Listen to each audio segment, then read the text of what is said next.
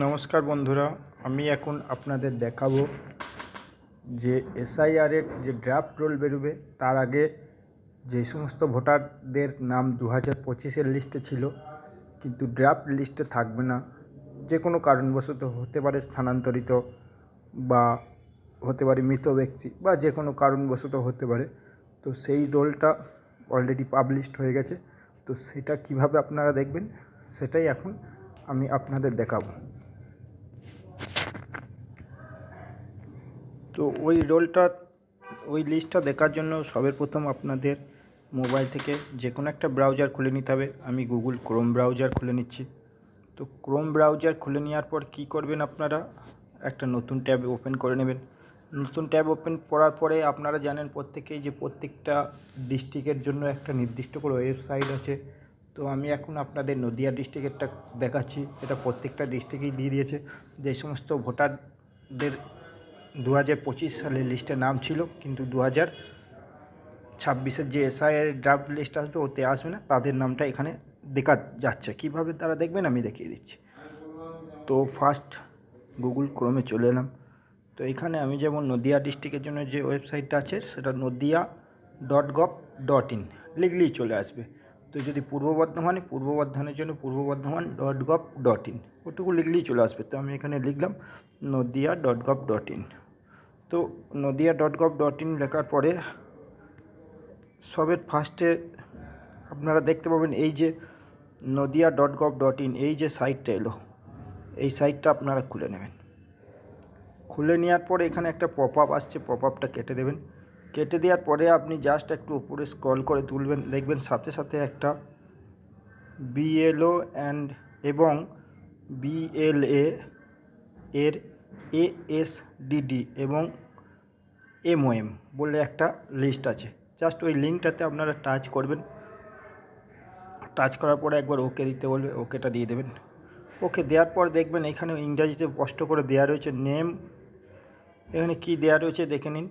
ইংরাজিতে বলছে list of the voter whose name were in the West Bengal electoral rolls as of 2025 but not include in the draft roll of SIR 2026। তার মানে বলে দিচ্ছে যে সমস্ত ভোটারদের ওয়েস্ট বেঙ্গলে 2025 সালের লিস্টে নাম ছিল কিন্তু 2026 সালের ড্রাফট রোলে নাম থাকবে না।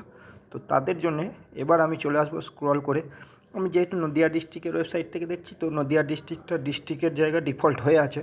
তো এবার নদিয়া ডিস্ট্রিক্টের আন্ডারে আমি যতদূর জানি 17টা এসি আছে। তো এখানে 17টা এসিরই দেওয়া থাকবে। তো আমি এখানে জাস্ট এসি ক্লিক করলাম। আমার কাছে দেখুন 77 থেকে 93 পর্যন্ত 17টা এসির ডিটেলস পুরো দেওয়া আছে। এবার আপনি যেই এসির অন্তর্গত হবেন সেটা তো আপনি অবশ্যই জানেন, নদিয়া ডিস্ট্রিক্টের বাসিন্দার আপনি। আমি সাপোজ আপনাকে ধরে নিলাম আপনি কালীগঞ্জের বাসিন্দা, এই কালীগঞ্জ না, কল্যাণীর বাসিন্দা। তো আমি কল্যাণীতে টাচ দিলাম। কল্যাণীতে টাচ দেওয়ার পরেই কল্যাণীতে আপনার বুথ কতগুলো আছে, পোলিং স্টেশন, পুরো পোলিং স্টেশনের সব ডেটা এখানে চলে এসছে। তো আপনি যেই পোলিং স্টেশনের অন্তর্গত শুধু জাস্ট সেই পোলিং স্টেশনের স্কুলের নামটা আপনাকে মনে রাখতে হবে যে কোথায় আপনি 2025-এ ভোট দেন। তো সেই স্কুলের জায়গাটার নাম নিয়ে জাস্ট সেখানটা আপনি টাচ করে দেবেন। আমি সাপোজ এখানে আমি একটা যে কোনো একটা নাম আমি দেখিয়ে দিচ্ছি। সাপোজ আমি এখানে দিয়েছি গোবিন্দনগর জিএস এপি বিদ্যালয়। তো জাস্ট এখানে আমি ডাউনলোডে চলে যাব। ডাউনলোডে যাওয়ার পরে এখানে আপনাকে একটা ডাউনলোড ট্যাব দেবে, ডাউনলোড করে নেবেন। ডাউনলোড করে নেওয়ার পরে আপনি ভিউ করবেন। ভিউ থেকে কি দেখতে পাবেন আমি দেখিয়ে দিচ্ছি। এই দেখুন, ভিউ থেকে একটা লিস্ট আমি বড় করলাম। এই একটা জায়গা আপনার লিস্ট দিয়েছে, বলছে ক্রমিক সংখ্যা, এটা তাদের ওয়াইজ দিয়েছে ক্রমিক সংখ্যা। এবার এপিক কার্ড নাম্বার আপনি দেখবেন এখানে আপনার ভোটার কার্ড নাম্বার আছে কি না, ভোটার কার্ডের নাম্বার, তারপরে এখানে তার নাম আছে, এখানে তার সম্পর্কের জায়গা কে আছে ওটাই আছে, আর এই বয়স আছে, মানে পুরনো পুরনো জায়গায় পার্ট নাম্বারটা কত ছিল সেটা দেওয়া আছে, পুরনো ক্রমিক সংখ্যা মানে সিরিয়াল নাম্বার কত ছিল, আর বয়স কত আছে দেওয়া আছে, এবং লিঙ্গ দেওয়া আছে, এবং কী কারণে তিনি বাদ গেছেন। যেমন বেশিরভাগ জায়গায় বলে খুঁজে পাওয়া যায়নি, অনুপস্থিত, কেউ স্থায়ীভাবে স্থানান্তরিত হয়েছে মানে ট্রান্সফার, কেউ মৃত ব্যক্তি। তো আশা করি বোঝা গেল প্রত্যেকের জন্য এইরকম লিস্ট প্রত্যেকটা ডিস্ট্রিক্টের জন্যই ডিস্ট্রিক্ট ওয়েবসাইটে পাওয়া যাচ্ছে। তো আপনারা নিজেরা একবার চাইলে চেক করে নিতে পারেন। তো ভিডিওটা যদি ভালো লেগে থাকে তো চ্যানেলটা সাবস্ক্রাইব করে একটা লাইক দেবেন। ধন্যবাদ।